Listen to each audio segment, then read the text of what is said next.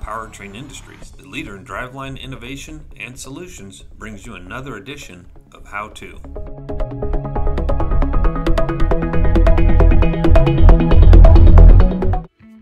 Today we're going to remove this guy, the universal joint, or U-joint. First, let's remove the bearing caps and inspect the trunnion. Wipe off any excess grease or dirt so that you can get a good look at what's going on here. This is a classic case of needle bearing wear or burnelling for you tech junkies out there. It's time to replace this joint.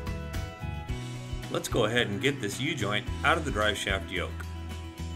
Now, whether you're using a press or a hammer, we're going to show you how to get the U-joint out safe and correct. The first and most important step is eye protection. Let's get started by removing the snap rings from the yoke. Now, your U-joint may have an inside snap ring like this, or an outside snap ring like this one. For outside clip, a good set of snap ring pliers will help remove the clip easily.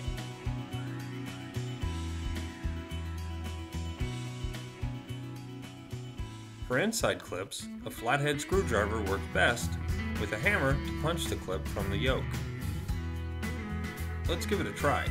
You'll want your flathead screwdriver to seat right behind the clip to force it off. But before you do this, place a rag behind the yoke in order to catch the clip as it flies off. Now place your flathead in its spot and give a firm strike with a hammer like this. Repeat this step for the other snap rings. It may take a few tries. Now let's get the joint out. If removing the U-joint with the press, roll the press down to meet the bar. Then pull on the bar to force the U-joint cap out of the yoke.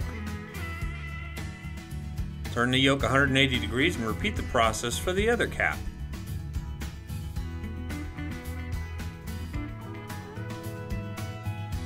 Once the caps are removed, then remove the trunnion and you're done. If you're using a hammer to do the job, you'll need a U-joint cradle like this one, or a table vise like this one, and an impact socket with a hole inside it large enough for the U-joint cap to go inside. Let's get started. Firmly position the U-joint into the cradle. Position a socket directly over the cap. Then with a forceful strike from a hammer, push the cap out of the yoke's eye. Let's take another look.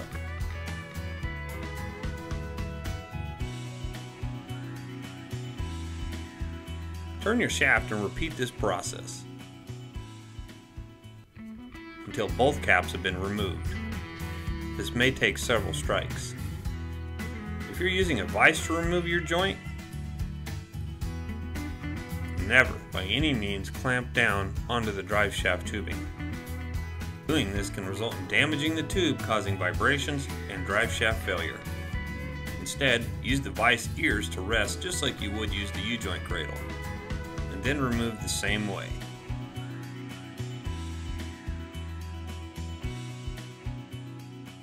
Once the caps and trunnions are removed, let's clean the snap ring grooves. This will ensure proper seating for your new snap rings later on. Next, deburr and clean the U-joint holes. Failure to do so may result in a tight-fitting U-joint and possibly premature failure.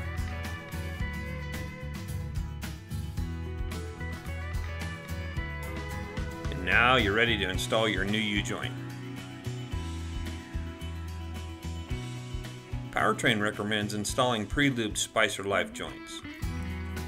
If you're using a lubed or serviceable U-joint, make sure to add grease to your cap before the installation.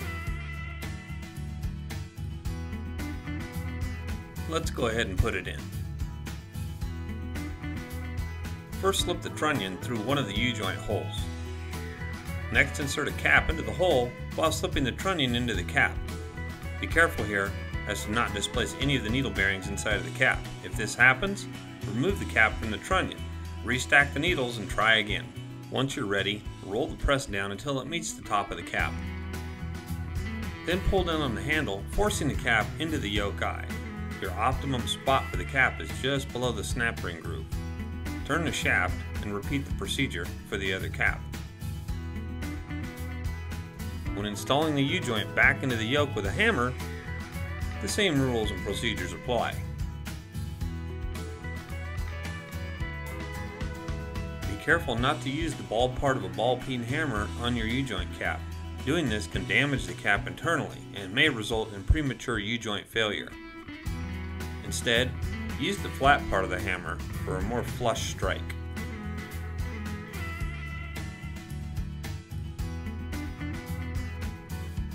Once your cap is seated properly, turn the shaft over and repeat the steps.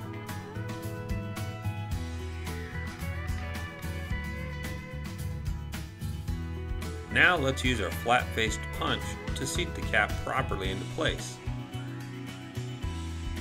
Strike the punch until the cap rests just below the snap ring groove. Now let's insert our snap rings with a set of snap ring pliers. Ease the snap ring into the snap ring groove until it expands or snaps into place. Turn the shaft over and repeat the process for each cap you're installing.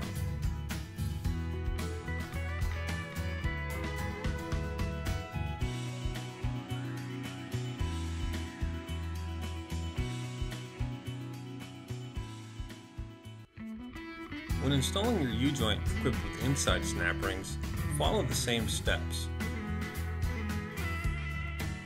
But this time, make sure the snap ring groove that's machined into the cap rests just below the retaining wall of the yoke. Then take your clip and set it gently into the cap's groove, and with a firm bump from a hammer, the snap ring should slide easily into its spot. Repeat this step as necessary for the remaining clips.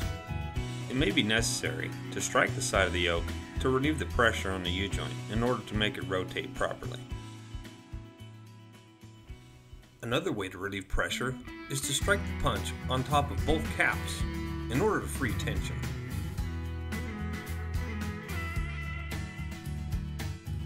And there you have it. Smooth turning radius is optimum for U-joint life and wear.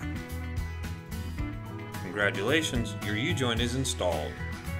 If you have an attaching yoke to install, all the same steps apply. Never strike any yoke seal surface. Doing so can result in a leaking transmission or differential. And one more thing before we go. To top off that greasable U-joint, make sure grease purges through all 4 caps to ensure proper lubrication. And remember, if you don't feel comfortable doing the job, walk it on into your nearest powertrain, where we'll be glad to assist you.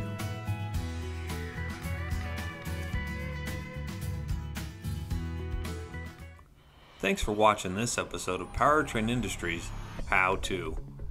Tune in again for another episode coming soon.